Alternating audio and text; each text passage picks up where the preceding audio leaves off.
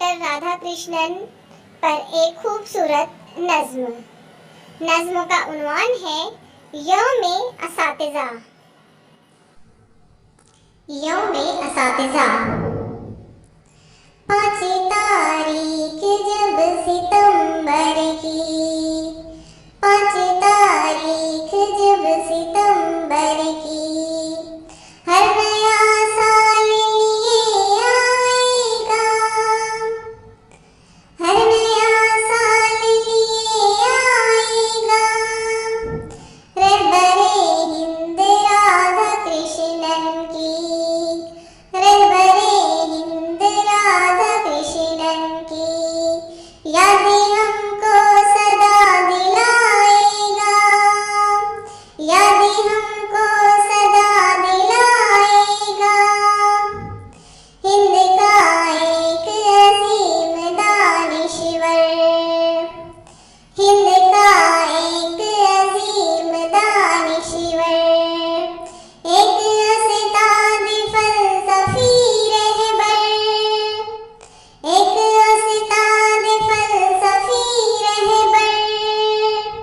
हिंद तहजीब तमद्दुन का, हिंद तहजीब तमद्दुन का दर हकीकत था जागता पैकर, दर हकीकत था जागता पैकर।